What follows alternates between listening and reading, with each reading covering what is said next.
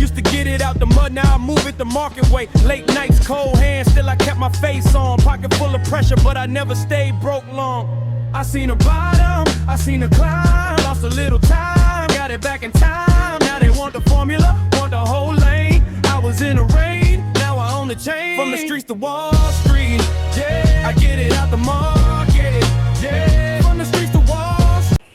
What's good? What's good? What's going on, everybody? Welcome back to the Stock Hustler Network, and you tuning in to the Hustle House with Sir Willoughby. If you're new to the channel, hit the like, subscribe, and the notification bell so you can tune in every time and every week we give these weekly breakdowns of the biggest moves in the market, the biggest news in the market, and the key levels that I'm watching, and very much trading opportunities to help you stay ahead of Wall Street, and I can stay ahead of Wall Street also. So hit that like, notification bell, tap in. Hey, if you like my new intro song, that's my new album I just dropped, Sir Willoughby. I got From the Streets to Wall Street, screaming on all platforms. Traderz music, screaming on all platforms. Go stream that for me. Come back to the comments. Let me know what you think. Go listen to it while you're trading. Let me know how you get down with it. So let's get into it. We got the market recap. We're gonna talk about last week real quick, man. It was a rough week. We seen, in some quiet time, we seen a big drop, decrease. A lot of stocks went down 10%, 5%, individual companies. And you also had the spot S&P and NASDAQ closed off red for the week. You got the market experienced broad selling pressure with technology leading the downside as investors began questioning whether the AI valuations have gotten ahead of the fundamentals, or after months of nearly non-stop buying, have we finally saw profit taken across many of the biggest names in the market. Maybe that's what's going on. So now the big question becomes, hey, was this simply a healthy pullback inside a bull market, which we can still see we're inside of those levels? We're still playing inside of those EMAs that let us know that we're still on the uptrend. We haven't broke structure of that uptrend overall when you zoom out on the monthly chart. Or is this just the beginning of a large correction? And could we be seeing a consolidation period with these sectors and these indices to when they start to break those critical price levels? When they do break them, or if they do break them, can we go into that 10%, 20% overall decrease for a correction moment? This week should give us our answers for sure. This week should let us know what's going on in the market. It's the second big week of big tech earnings. We entering another critical week for earnings season, and once again, technology will be the center of the attention. The reports don't just move the individual stocks; they often move the entire sector, like the NASDAQ, the S&P 500 will be the main companies that get affected by this wave of earnings. Companies I'll be watching, definitely Apple, as it reached the all-time high last week. They got a lot of good news going on, and also at the top, I want to see how they adjust if they do beat earnings, because we've been seeing companies beating earnings, raising capex, and still falling off. So I would like to definitely see how Apple perform.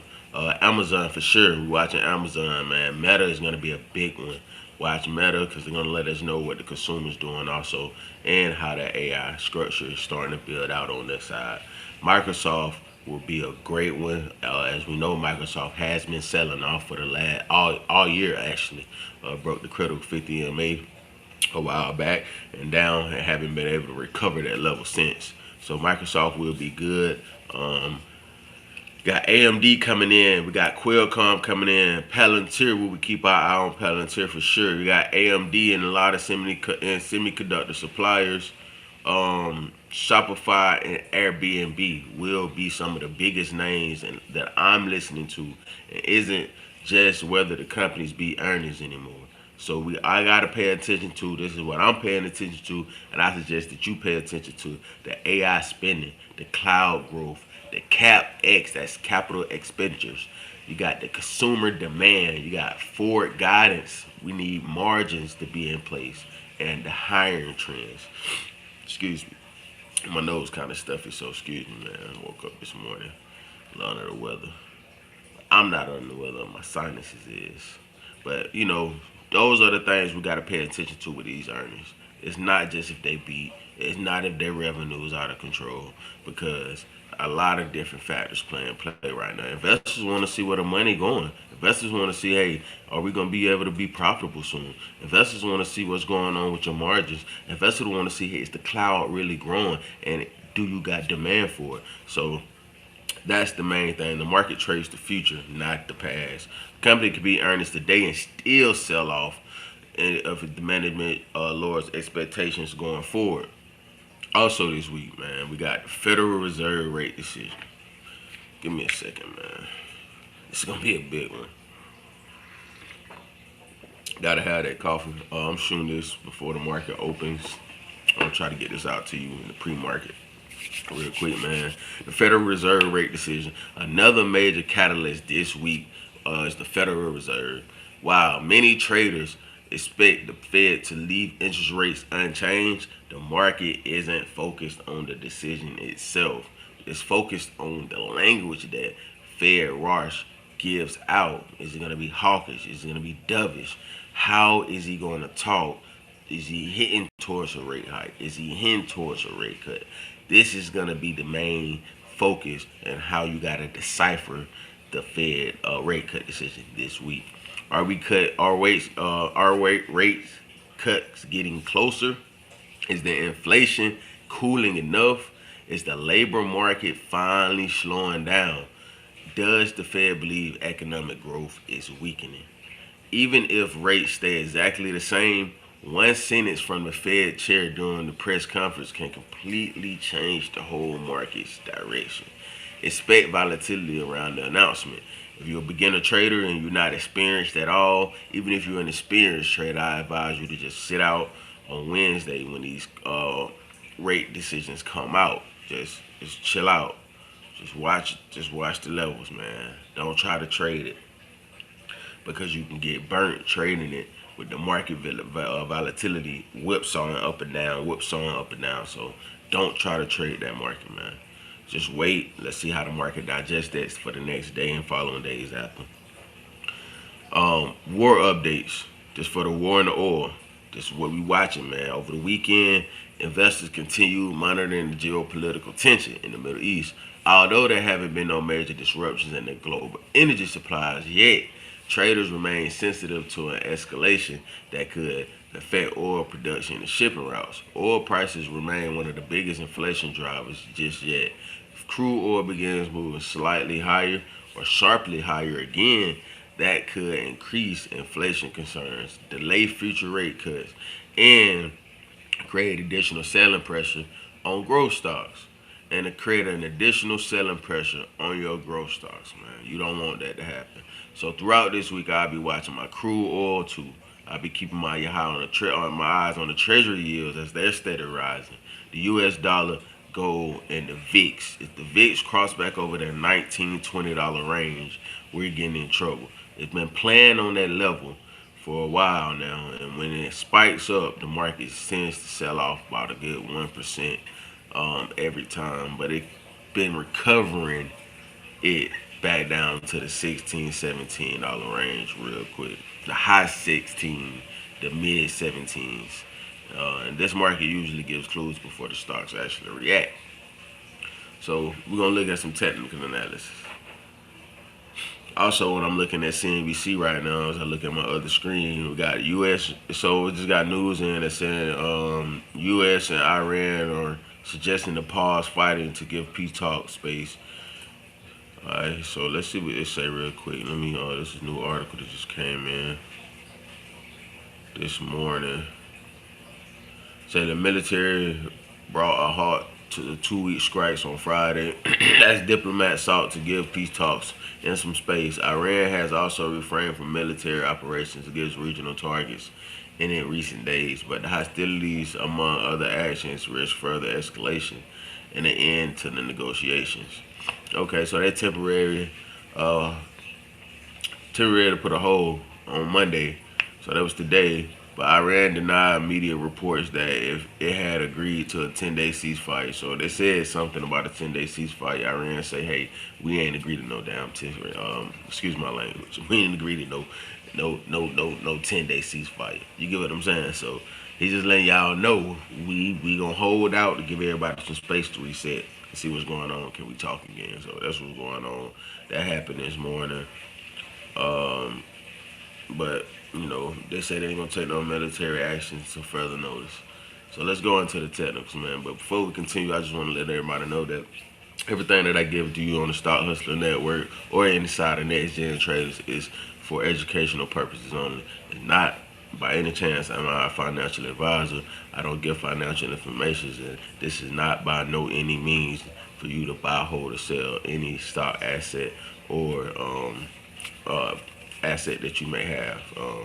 Please seek a financial local advisor in your area so that you can make the wise decision. Do your own research. Don't never listen to what I say without going to go research it for yourself or putting your eyes on it for yourself, or any other influencer that you may listen to on the internet. Stay protected, because I want to protect myself and I want to protect you. So let's get into it. We're gonna look at the stocks real quick. Pull my screen up.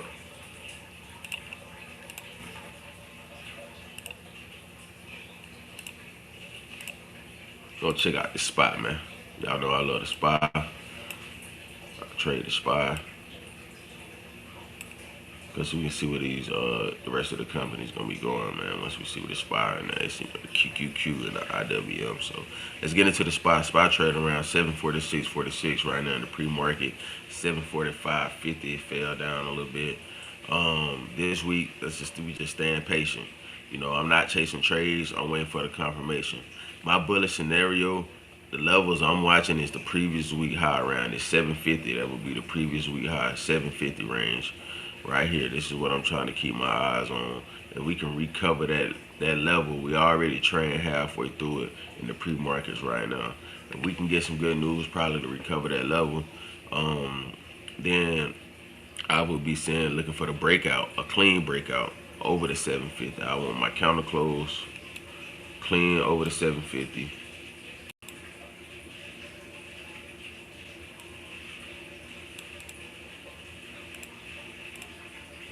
I want my green counter close clean over the 750 for my confirmation for a breakout back to the 760, 755 range. If buyers can confirm that level, I know my next target will be the 755. We can get the close over that 755, 758 range. That should give buyers a momentum after last week's selling pressure. But if we see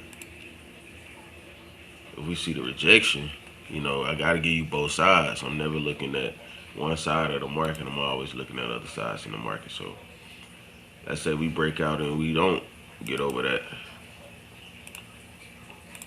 and we get a rejection. You know what I'm saying? So if we get a rejection, my bearish scenario on the downside, the 735 is the major support. We can see that. The SPY breaks down below the 735 with confirmation. I believe selling could accelerate quickly. The reason is this is a massive fair value gap right between sitting the massive fair value gap sitting between approximately the 716 and the 728 range. If you look at it right here, also definitely if you see it on the 30-minute, we got it down there. But if you look on the 4-hour, she's sitting down heavy. So that's a massive fair value gap that I'm looking at that could be filled between the 716, boom, that would be the previous month's low, and the 728 range right here, 730, 728 range. We could see a brief support, but it may continue to fall down in the free fall. Markets love filling gaps. Excuse me. If sellers gain control under 735, I believe the fair value gap becomes a realistic downside target. That doesn't mean price has to go there immediately, but that's definitely the area I'll be watching. Again, it could potentially break the 735, rest at the 728, 730, could possibly recover for a minute back to the 735 and reject right down. So to give you a picture of how that may look,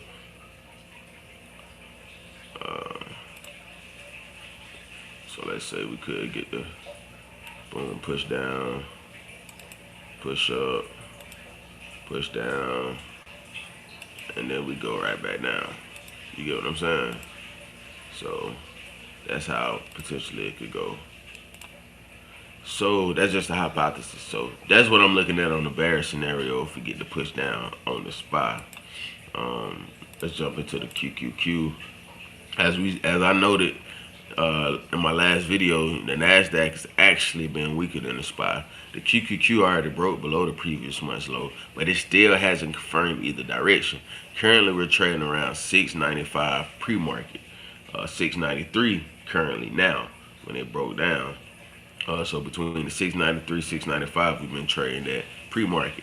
My bullish setup for me is the key level of the 698. We see that 698 right here. I need a counter close above the 698. That's green. If buyers can confirm, I target 703, 705 for an intraday trade or a short-term trade. The bearish scenario would be QQQ has been making lower lows and lower highs, which tells me sellers still have control, as we can see on the chart. Boom, boom, boom, boom, boom. It just made another one right here in that same area. And it didn't recover on the previous month's low as it bounced previous times. It broke through and it closed under that, but we're not gonna get the counter open under that today. So that's the only negative side of that, where we could be seeing the turnaround, or we could just be seeing the consolidation lower. Which tells me sellers definitely still have the control though. If price breaks below the 686 with the same confirmation we saw on the 30-minute chart, let me show you that. So on the 30-minute chart, you got the breakdown right here. Boom, we got confirmation right there. Confirmation right here on the 30-minute. I'll even give you another one.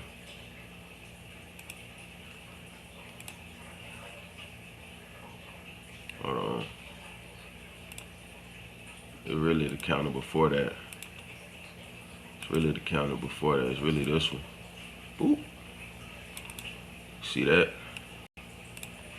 See that? That's the 30-minute confirmation right there below previous month's low, wiping out that liquidity zone. So we can now see that expired. The Qs definitely want to go lower. Definitely want to go lower. So this previous week's low is going to be a critical level. The previous month's low already broken, but if we can get a day counter below it, then that'll be way more beautiful setup. If you catching my drift, that'll be a way more beautiful setup. Counter close in this zone. So let's get into it. You get what I'm saying? So if price breaks below the 686, confirmation on the 30-minute chart. Then on the 685, I'll be looking at the 683 puts as momentum continues lower. Right now, the QQQ technicals tell me that it's very weaker than the SPY right now. And y'all know I like my small cap, so we're gonna talk about IWM. Let's talk about the Russell 2000. The small caps continue sitting at a very important decision point. IWM is trading around 294.90 in the pre-market. It's sitting directly inside a major price action level. So currently right now at 294.69, as you can see. So this is a very critical level. My bullish setup, I'm waiting for the counter close above the 4-hour high around 296.60, 296.50. If buyers can confirm above that level, I'll take calls toward the 298. Get in, get up, and get out on the intraday. But my real breakout, I'll be looking towards for the real breakout with a close above 299, the previous week's high. That opens the door for the 301 calls. But if buyers lose this setup and it becomes bearish, and buyers lose the 290.50 range, momentum could shift quickly. Under that level, I'll be looking for puts at 287 to 288 puts. Also keep an eye on the 289, which has acted as an important buyer's price action if it falls there. So buyers has been lifting this thing up once it's hit this 289 level. As you can see my gray line, boom, it hit that level, bounced up. It also protected this level this past week, past few days. It's been protecting that level strong. been testing that level strong. So I'm definitely looking for the break below on the bearish side. If we get the break below on the bearish side, I'll be looking for that. On the small cap, seller pressure could increase significantly if we break that 290. So, excuse me, get some coffee real quick. So definitely keep your eyes on that screenshot. Rewind this back, man, so you can look at your levels on that, so you can know exactly where the market is going this week. That's my trading plan for this week. I'm not predicting. I'm not reacting. The market has already shown us how quickly sentiment can change. Instead of guessing, I'm waiting for my confirmation. Breakouts without confirmation become fake outs. You get what I'm saying? So patience pays in times like this. Between big tech earnings, the Federal Reserve, oil prices, the geopolitical headlines, and the economic data, this could easily become one of the most volatile weeks we've seen this quarter. I suggest that you trade smart, man. Manage your risk, protect your capital, and remember, you don't have to catch every move, man. You ain't got to get every trade. You ain't got to get every play.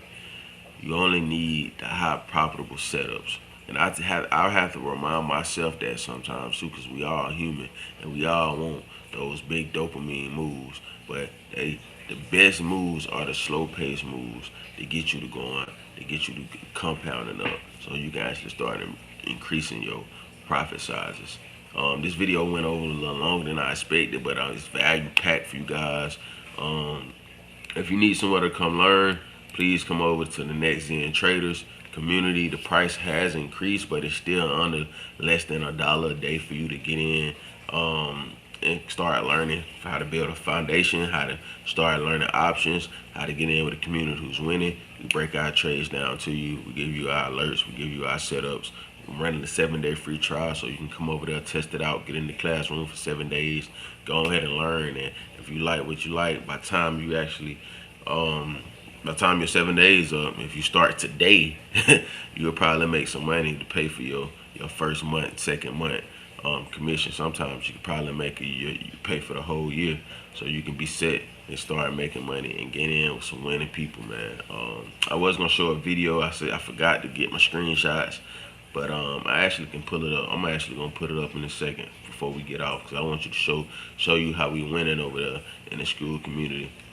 We also got the option trader made simple course over there, man. You can come over there. If you already know how to invest, you know how to buy, sell, you already know what to do on that end, but you just stuck with your options trading.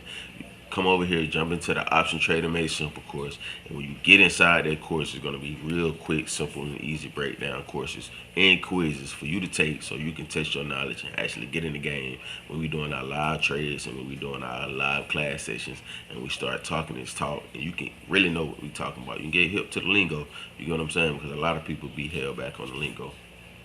Also, this video is brought to you by Moomoo. If you don't have a platform to trade off, go trade with Moomoo, man. They give you level 2, level 3 data. If you deposit $100 over there, you get NVIDIA shares also when you sign up. And this is one platform that I use that keep me updated on top of the market and how to get all those insider trades and the data that I use to dictate where I'm trading to put my money at. Also, they give you 8.1% of your money if you're uninvested cash, so that's a great spot to start at if you don't have a trading platform. Man, let me show you this real quick, man. Pull my SKOOL up so you can see us winning over here, man. So you can see us winning in the SKOOL, man.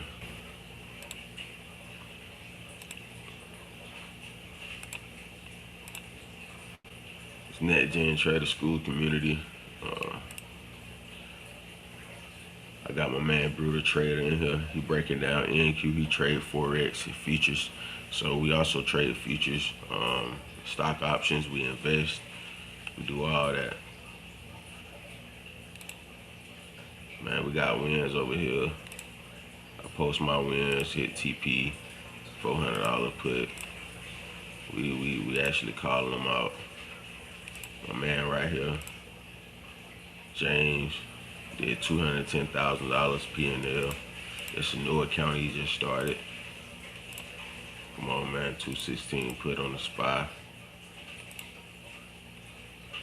Breaking it down. Breaking down why I'm in this trade, why I'm exiting this trade, at why I entered, why I exited. Again, breakdowns, you know what I'm saying? So come over here and start winning with us, man. My man P&L statement. I can't zoom in what I say. 105,000. Man, we getting in, man. My man said, F you pay me. 107 P&L. Trading a European session, 61,000 brought in. So, man, we winning over here in the Stock Hustling Network, man, the NexGen Traderz community. So, man, come over here and get in with us, man. Come over here and get in with us and start learning, man. If you like what you like, hit the like, subscribe, notification bell. I know this one's a little long and compact, but it's value packed for this week. I may break it down again in another video about these levels I'm watching. So peace, love, and motivation, man. Motivation plus dedication equals progression. I believe in you if nobody else do. See you at the market open. I lean in, if it rips, I'm already there. One hand on the wrist, one hand on the dare. Watching levels going long, watching levels going long. Playing it short, I play it smart. Stop